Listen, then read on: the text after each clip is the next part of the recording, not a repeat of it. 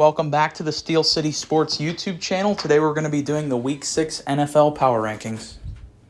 Starting at number 10, we have the New England Patriots, who currently sit at 3-3, which I think is just a testament to how good of a coach Bill Belichick is. I think before the season started, I made the really bad mistake of underrating Bill Belichick, but you have to give him credit for what he's done with this roster. They lost probably their best player in the offseason in J.C. Jackson, but it doesn't matter with Belichick. You know, he's made that pretty clear over the years. It doesn't really matter what the personnel is. His defensive system is all-time great, and he still proves that he is the best head coach in the NFL.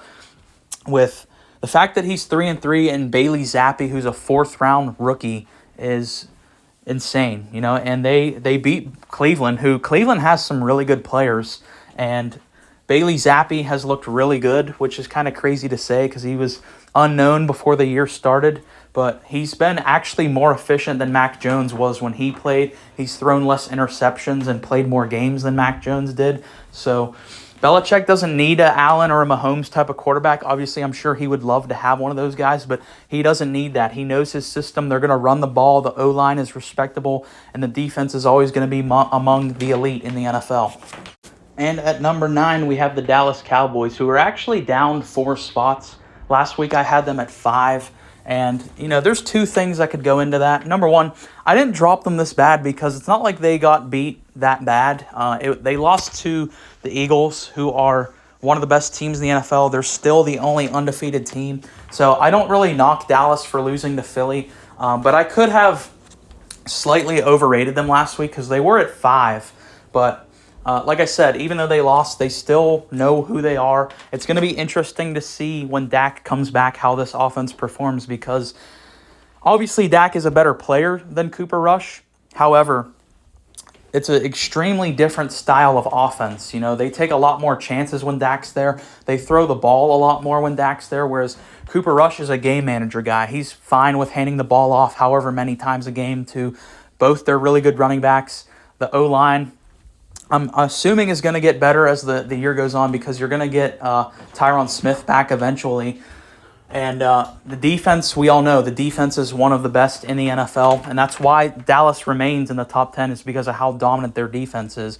We all know Micah Parsons is a top 5 defensive player in the NFL right now. So Dallas, despite losing, they stay in here at 9. Coming in here at number 8, we have the Los Angeles Chargers, who are up 1 spot from last week. I know their win over Denver was not pretty, but a win is a win. Justin Herbert continues to show why he's a top 5 quarterback in the NFL. The fact that he hasn't had Keenan Allen the whole year, his best receiver, just kind of shows how good he is. You know, and if you take away most people's number 1 receivers, they're going to struggle. Look at what Kyler Murray's dealing with right now without D-Hop.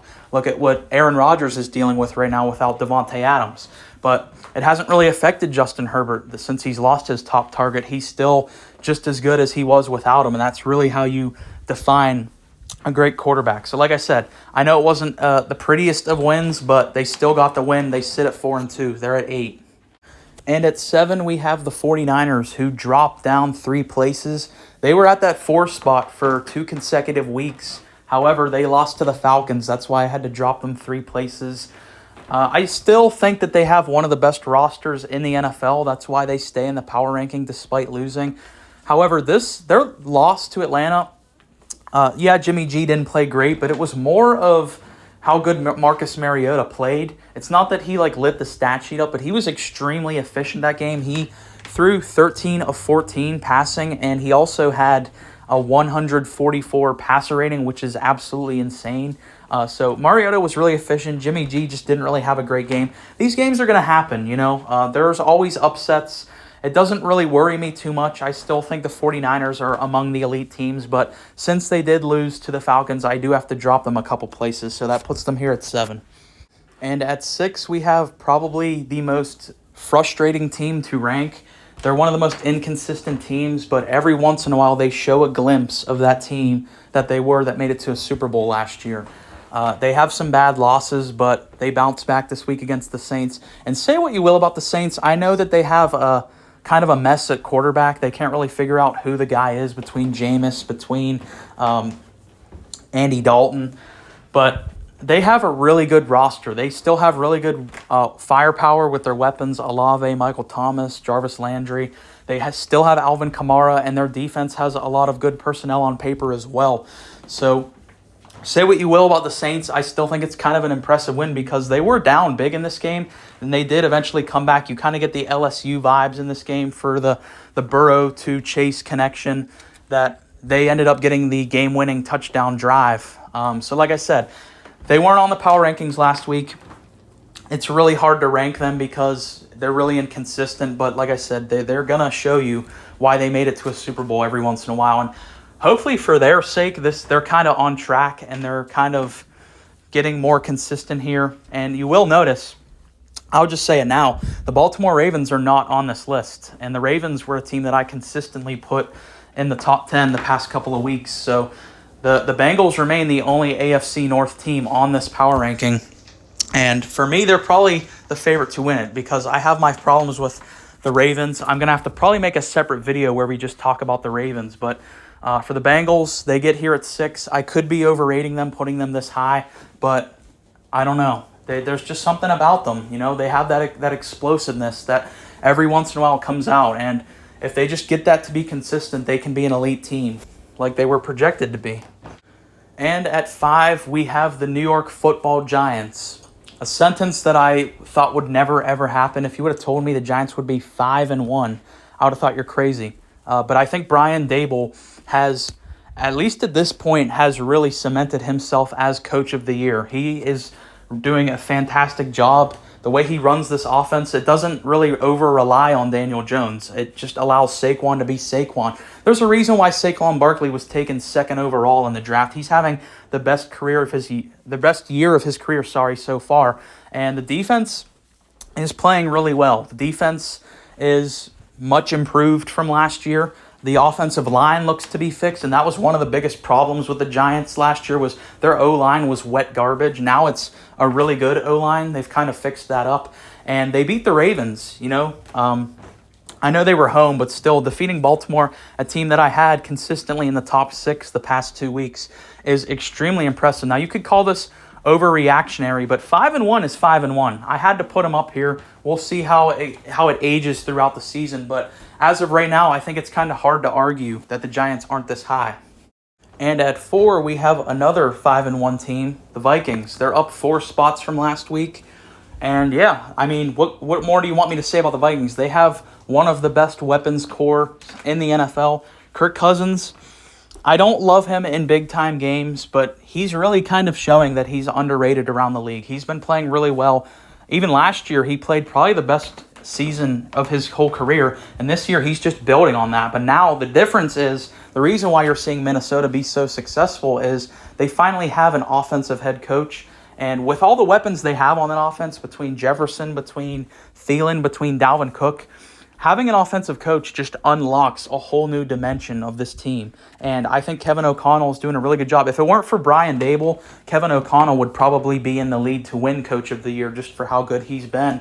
So, yeah, and he's another reason why I picked the Vikings to win the NFC North this year, because we all knew that they had the potential to be a really great offense. They just needed a guy to go there and unlock that, and that's exactly what Kevin O'Connell has done. So give the Vikings a lot of credit. They're 5-1, and they're on pace to win this division comfortably. And at number 3, the Kansas City Chiefs. They stay in exactly the same spot that they did last week. They lost a close game at home to Buffalo. It doesn't really concern me that much. The only real concerning part for me for the Chiefs is if you do play Buffalo in the playoffs, it's most likely going to be in Buffalo. So if you couldn't beat them at home, that definitely does concern me. But we all know Buffalo is the better team than Kansas City. Their offenses could probably be a wash, but the defense is really what it comes down to. Buffalo has a far superior defensive lineup than the Chiefs do. That's what, for me, separates Buffalo from Kansas City. But they stayed in this game. Buffalo only beat them by 4 points.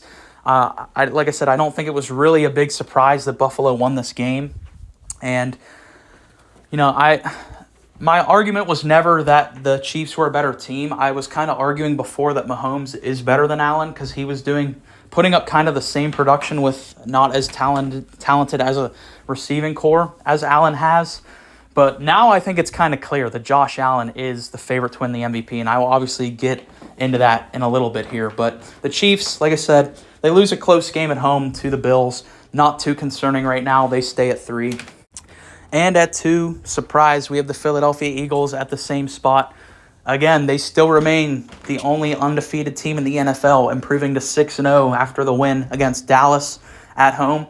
I don't want to spend too much time on Philly because I'm kind of sounding like a broken record. Every week I kind of say the same things about them, and that's because they keep winning. They're really not changing anything. They know exactly what they are. They don't try to go for any crazy plays. They're really efficient at running the ball. Jalen Hurts is extremely efficient, which is one of the things he was kind of knocked on when coming into the NFL was accuracy and efficiency. He's really, really improved on those things. He's one of the best rushing quarterbacks, dual threats in the NFL. And the defense, probably the best in the NFL. I certainly think there's a case to be made that the Eagles have the best defense. Certainly on paper, they do. I mean, every unit of their defense is elite. Particularly, I think they have the best secondary in the NFL. So that's kind of my thing with Philly. Until they lose, we're not going to really have anything interesting to say about Philly. It's just kind of going to be the same stuff over and over. But that's where they are. They stay at 2, and they're still undefeated. And at 1, we have the Buffalo Bills. They just beat the Chiefs. Outside of one fluky loss to the Dolphins, they would be undefeated as well. Josh Allen, like I said earlier, I think he's the clear favorite to win MVP. I think there's only 2 things right now that could happen that would stop Josh Allen from winning MVP. The first one is Philadelphia goes undefeated. In that case, Jalen Hurts will win MVP. Or number 2, Josh Allen gets hurt. If those 2 things don't happen, Josh Allen will win MVP this year. The Bills are historically a great offense. Think back to just a week ago where they bludgeoned my Steelers, and now they just beat the Chiefs in Arrowhead. So I don't really think there's an argument to be had here. I think the Bills are the unquestioned team right now in the NFL.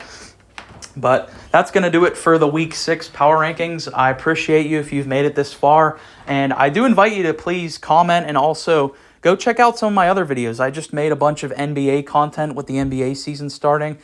So stay tuned for more videos. Thanks.